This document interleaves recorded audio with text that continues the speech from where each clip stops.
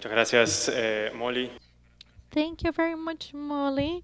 To move forward, please prepare your questions to the end. I leave you now with Dr. Strand.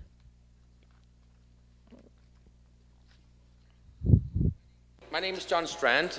I have a company which for 25 years have provided mobile operators across the world with strategic information about how does the market look and how it's evolving. I want to talk about 5G and what's going on. Could I ask you the first question? What is the most vital infrastructure in a country? Is that the fighter planes which the Air Force have, or is telecommunication infrastructure? If I was asking you this before the pandemic, you will maybe have different opinions, but I think we can agree today that the most vital nowadays is telecommunication infrastructure. And I was speaking for a government delegation who asked me, are Huawei dangerous? And I came with this question to them, and then they said, telecommunication infrastructure is the most vital. I said, that's fine. So if it's okay to buy Chinese telecommunication infrastructure, it should be okay to buy Chinese fighter planes.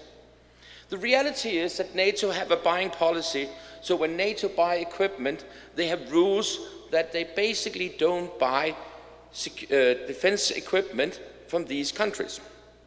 And I think we should have exactly the same view on Chinese telecommunication infrastructure. And we must remember one thing. The China we have today is not the same China we had 10 years ago. We must also understand that the way China is behaving today is totally different than it was just 5 years ago.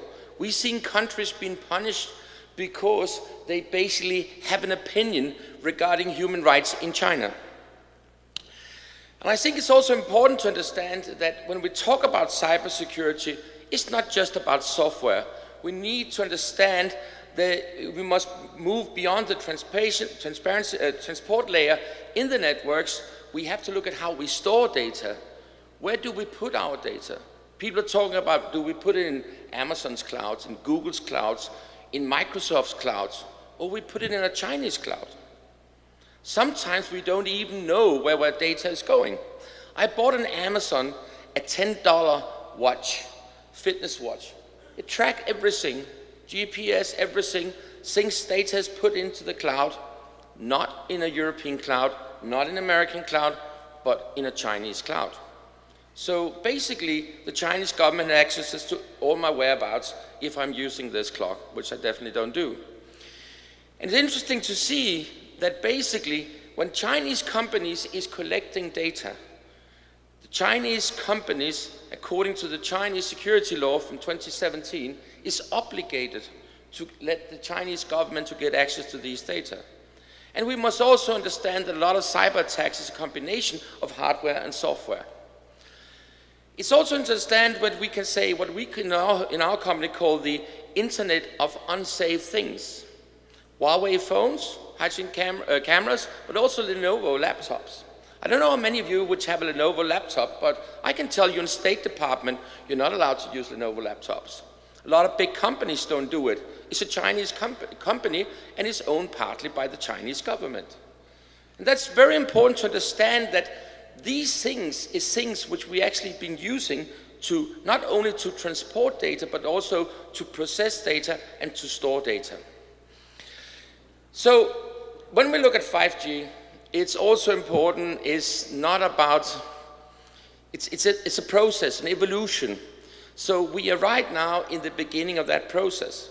And we must understand that the cloud, where we process data, or we store data, or we even create services on top of the cloud, will be very important in the future. The same way as we know it with app stores for our smartphones, the Apple App Store, the Google's App Store, where we basically get these services. That role which the app stores have when it comes to our smartphones, that role will the cloud have in the future when we talk about networks. And when we talk about vendor diversity, we can agree or disagree, but I have some certain opinions when some people come to say that Open RAN is a solution. I would say it's definitely right now a big part of the problem because there's so much uncertainty which we have to look into. But one thing is sure, a lot of operators and a lot of countries is believing that you can distinguish between the core network, the network with transport data, and the radio network. That's the sites you can see on top of buildings or in the towers. You cannot. It's one part of one big ecosystem. This is linked together. To split core network from radio networks is like trying to split water into hot water and cold water. So I think it's very important to understand that the value of this technology is very high in the future, and these networks will be very important. But one of the things I hear very often for some operators is, oh, it will be expensive if we have to rip and replace our Chinese equipment. And we did a case study of that, and the reality is, if you put a totally ban in Europe on Chinese equipment, the average cost, one-time cost, will be €6 or $7 per mobile subscriber in Europe. And I'm just asking, is that the high price for security? I'm just asking if an average subscriber is spending €20 a month on his mobile subscription, he buys an iPhone which costs like close to $1,000. This is a marginal amount. And the reason why the cost is low is because when we upgrade the networks from existing 2G, 3G, 4G networks to 5G networks, we actually have to rip and replace all the equipment anyhow. So we just have to choose another vendor. So the US have done a lot of great things, and I must say, thanks to the State Department for all the efforts they've done, the previous administration, the current administration has been doing, and one of the things was what's called the clean network, the transatlantic clean networks, where basically US did a great job to go around and tell we need clean networks. And a lot of the countries committed themselves to this, and a lot of operators did that. But honestly, there's some people, some countries, some operators which gave some promises which have not been able to fulfill. I could easily make the list very long, but let me come with a case here. If we look at the cloud, in Germany, Deutsche Telekom have a cloud. The technical solutions is delivered and run by Huawei. That would say the data is stored in that cloud. The reference customer, when this cloud was launched, was the CERN Research Institute, Nuclear Research Institute in Switzerland. So we're talking about one of the state-of-the-art nuclear research institutes in Europe with scientists from all over the world is storing their data in a Chinese cloud. I'm just asking, does that sound smart? Does that sound stupid? Would that something you would recommend a company to do? And honestly, the attention this gets is quite limited. We did a mapping of Europe, and we can say that 44% of all the equipment in Europe, all the radio equipment in 4G, is delivered by Chinese vendors. This was a map in the previous. A lot of countries is changing right now. Denmark, Sweden, Norway will be green in very short time. Some of the Baltic countries too. England will take some years, but we still have countries where basically all the radio equipment or big part of the radio equipment will be Chinese even in the future. Let me take one example.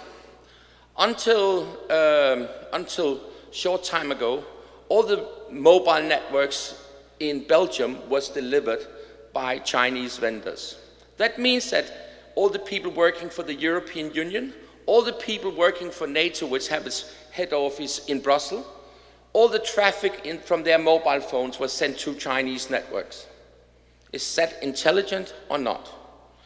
Fortunately, one of the operators in Belgium have made a decision. The Belgian government has also made new legislation, new rules, and all those things. So basically now there will be at least one non-Chinese network in Belgium that basically give the European Union, NATO, and other big companies which basically want to protect their data, the possibility of choosing an operator which have a non-Chinese network. My opinion is that all countries across Latin America should be able to offer at least one non-Chinese network. Find me a politician who disagree with me. I would like to talk to him or her. Honestly, I think governments, defense industries, utility companies, pharmaceutical companies, health companies, banking, transportation companies, and even private users should have the opportunity to choose a mobile operator which don't have Chinese equipment in their network. Today in Germany, you don't have the choice. Tomorrow in Germany, you will not have the choice. In 5 years in Germany, you will not have the choice. BioNTech, Pfizer is produced, created in Germany. Do you think it's smart to put that knowledge they have about their research and so on to a Chinese network? I think it's a bad idea. Open RAN, I can make a long list about it, but Open RAN is right now the most overhyped which exists in this industry, and I've been predicting which technologies will be successful, will not be successful. But the reality, in my opinion, is that there's been said a lot about Open RAN. If you look at the memorandum of understanding which Orange, Telefonica, Vodafone, Telecom Italian, and a number of other operators did, they basically said that the Open RAN should be built on part of it on the top of an open source platform, where one of those key suppliers of that software, in that open source software, is actually Huawei. The interesting thing is that Open RAN Alliance have 44 Chinese companies, and there's actually a research institute in China which just published in their research magazine a short time ago, basically said if the Americans believe that Open RAN is a threat to the Chinese manufacturers, they're totally wrong, because more than 44 Chinese companies is heavily involved in the Open RAN. China Mobile is one of the founders, of the 5 founders of Open RAN Alliance, and basically have a veto right when it comes to decision in the Open RAN Alliance. The reality is EU and US have not made the risk assessment yet when it comes to Open RAN, so there's a long way to go, and also from a technical perspective. You mentioned correctly the EU 5G toolbox. Right now is probably the best tool we have, but EU have created a toolbox which they ask the different countries to use when they do risk assessment on infrastructure. I could talk about it for days. I have made some slides with some background information, but it's probably, if Latin America should leapfrog how they could move into this process, the EU 5G toolbox is probably a good way to do it. It's quite interesting to see what they've been doing, and they have been doing a lot of risk assessment reports, and they're coming out even more things in very short time. So when we look at our recommendation, I must say it's important to say that we need to understand that telecommunication is vital infrastructure. We need to understand that this is about national security. And it's important to understand this is not about trade policy. We can do tons of trade with China, but we have to distinguish between trade policy on the one side and national security on the other side. We don't buy Chinese fighter planes. We don't build the fundament from a digital society on Chinese equipment. And I think it's important to understand that there is a lot of opportunities. And for some operators, this have been, the discussion about these things have been a way to some operators have unfortunately defended the use of Chinese equipment. My opinion is that national security is something which government takes care of, and I think it's very bad to involve private company which is focused on this quarter's profit too much when it comes to national security. They have the right to have an opinion, but they basically have more focus on short-term profit than long-term national security. I hope you got some inspiration. If you want to have more inspiration, more information, we have a tons of free reports and information on our website, and you can go to our website and you will find that there. Thank you.